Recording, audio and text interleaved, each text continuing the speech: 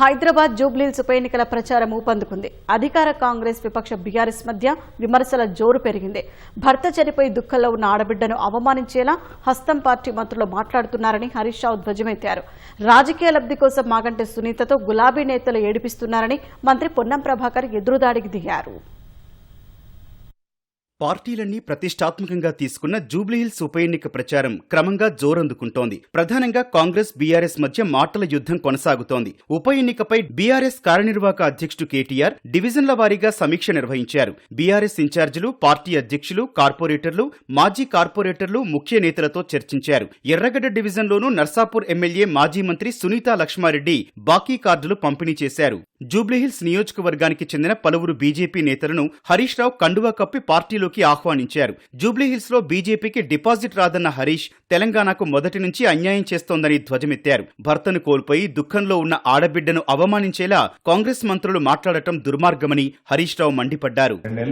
భర్తను కోల్పోయి ఎంత బాధ ఉంటది. పిల్లల పెళ్లిళ్ళు కాక, పిల్లవాడు చేతికి రాక, అకస్మాత్తుగా సడన్ గా భర్తను కోల్పోయిన భార్యకు ఎంత దుఃఖం ఉంటుందో మనకు తెలియడం.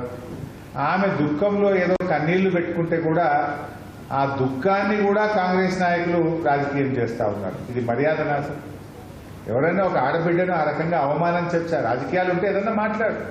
ఎంత విజ్ఞత లేకుండా, విచక్షణ లేకుండా ఎంత చిల్లర రాజకీయాలు చేస్తుండ్రో మనం కూడా అర్థం చేసుకోవచ్చు. జూబ్లీహిల్స్ బీఆర్ఎస్ అభ్యర్థి మాగంటి సునీత అంశంలో తన వ్యాఖ్యలని కేటీఆర్, హరీష్ వక్రీకరించారని మంత్రి పొన్నం ప్రభాకర్ వెల్లడించారు. సిద్దిపేట జిల్లా హుస్నాబాద్ లో బ్లాక్ కాంగ్రెస్ ముఖ్య కార్యకర్తల సమావేశంలో పాల్గొన్న ఆయన ఎన్ని కుట్రలు చేసినా జూబ్లీహిల్స్ లో కాంగ్రెస్ విజయం సాధిస్తుందని పునరుద్ఘాటించారు.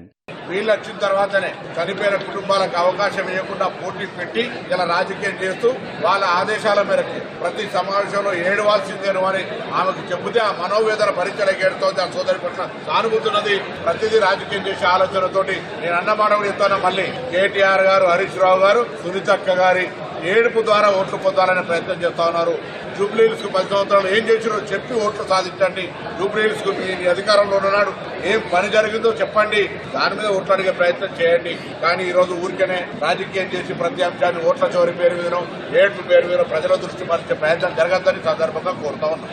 జూబ్లీహిల్స్ ఉప ఎన్నికకి 3వ రోజు 11 నామినేషన్లు దాఖలయ్యాయి. ఈ నెల 21 వరకు నామినేషన్లకు తుది గడువు ఉంది.